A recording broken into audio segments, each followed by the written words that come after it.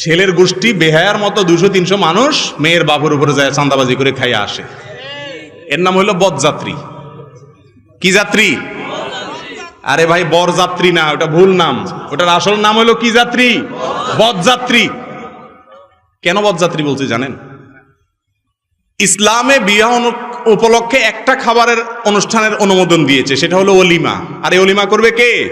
ছেলে। বিয়ে করছে ওই ছেলে। একটা আস্ত মেয়ে, মা বাপ জন্ম দিয়ে ছোটবেলা থেকে লক্ষ লক্ষ টাকা ইনভেস্ট করে পড়ালেখা করে বড় করাইছে, একটা আস্ত অ্যাডাল্ট মানুষ ধরে উঠে নিয়ে আসতেছে সারা জীবনের জন্য। এই বেটা খুশির চলে সবাই খাওয়াবে, ঠিক না? ঠিক।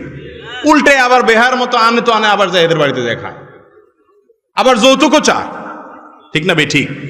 এর চাইতে অসাধ্য দরজার নির্লজ্জ বেহায় আল্লাহর জমিনে আর হতে পারে না। শ্বশুর বাড়ি থেকে যৌতুক চান, কত বড় নির্লজ্জ কাজ জানেন? আজকাল তো চায়ও না, কয় এমনিই দেয়, এমনিই দেয়। বলে যে ফ্রিজটা তো আসলে আমার দরকার নাই, আপনার মেয়ের শান্তির জন্যই তো ফ্রিজে রাখবে। আর মোটরসাইকেল আমি কি করব? আপনার মেয়েকে পিছনে ঘুরানোর জন্যই তো দরকার, তাই না? টেলিভিশন তো আমার লাগে না, আমি তো বাইরে বাইরে থাকি, আপনার মেয়ের একটু দেখা লাগে। বুঝছেন নি কথা?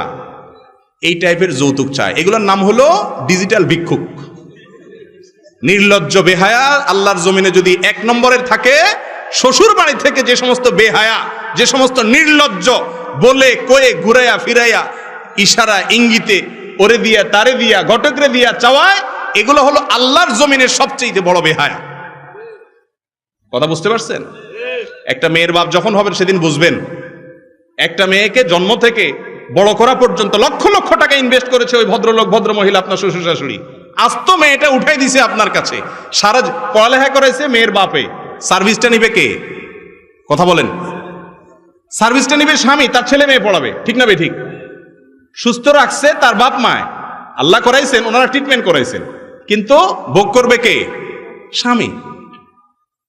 এই মেয়েকে বড় করতে যা লাগছে, উচিত হলো সব টাকা ক্যাশ ক্যাপিটাল হিসাব করে শ্বশুর মেয়েকে বলা যে শ্বশুর মশাই কত লাগছে এই মেয়েকে এই পর্যন্ত আনতে, হিসাব করে ফিগারটা বলেন, সব দিয়া তারপরে সসম্মানে আনা দরকার ছিল। বেহায়া দেয় তো না, বাসর রাতে মহারানা মাপ চায় নেয়, উল্টারও যৌতুক চায়। আল্লাহ তাআলা আমাদেরকে হেদায়েত দান করুন।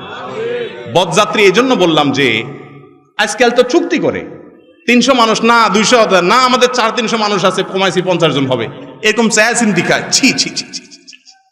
আবার কোন কোন সেদিন বরিশালে বোধহয় এক বিয়েতে আপনার গোশত কম হয়েছে, মারামারি হয়েছে, বিয়ে ভাঙছে, মানুষও মারা গেছে। এই দেশে এটা সম্ভব?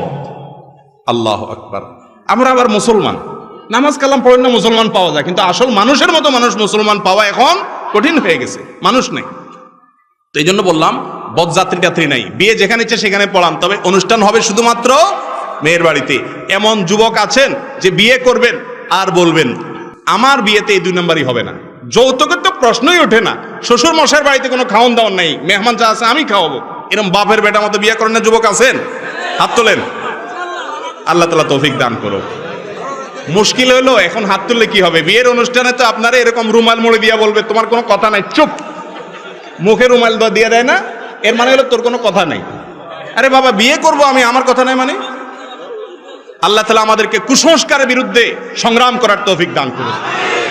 অসামাজিক অনাচার, জুলুম, অবিচার, মেয়ের বাপ হওয়া কি অন্যায়? এটা মনে হয় অন্যায়, এমন একটা ভাব। মেয়েটা দিয়ে দিবে, আবার সাথে যৌতুক দিবে। যৌতুকের বিরুদ্ধে সংগ্রাম করতে হবে আমাদের ইনশাআল্লাহ।